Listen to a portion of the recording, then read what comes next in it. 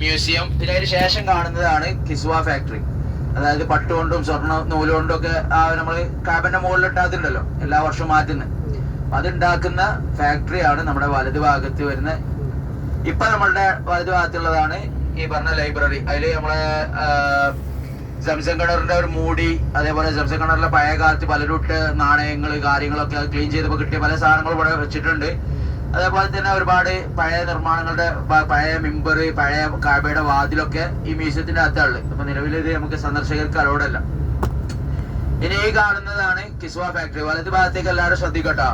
വലതു ഭാഗത്തുള്ള ഇവിടെയാണ് കാബയുടെ മുകളിലിടുന്ന ആ ഒരു കിസ്വ നിർമ്മിക്കുന്ന ഫാക്ടറി എന്ന് പറയുന്നത്. ഇവിടെ സ്വർണ്ണ നൂലും അതേപോലെ കറുത്ത പട്ടും ഒക്കെ ഉപയോഗിച്ചിട്ടാണ് ഉണ്ടാക്കുന്നത്. ഇവിടെ ബോർഡ്മേ കാണാം മുജമ്മഅ മലിക് അബ്ദുൽ അസീസ് കിസ്വത്തുൽ കഅബത്ത് ഷരീഫ. ഇവിടെയാണ് അത് ഉണ്ടാക്കുക. മുമ്പ് കാലത്തൊക്കെ നമുക്ക് ബസ്സുകായിട്ട് വന്നിട്ട് ഇവിടെ അലോഡ് ഉണ്ടായിരുന്നു, പെർമിഷൻ ഉണ്ടായിരുന്നു. ഇപ്പൊ എന്തോ വരെ ഇതുവരെ ഓപ്പൺ ആക്കിയ കൊറോണന്റെ മുമ്പ് വരെ ഞങ്ങള് ഇവിടെ വരുന്ന സമയത്ത് സന്ദർശിച്ചിട്ടാണ് പോവാറുണ്ടായിരുന്നു. ഇപ്പൊ കിസ്വ ഫാക്ടറി എല്ലാവരും കണ്ടില്ലേ?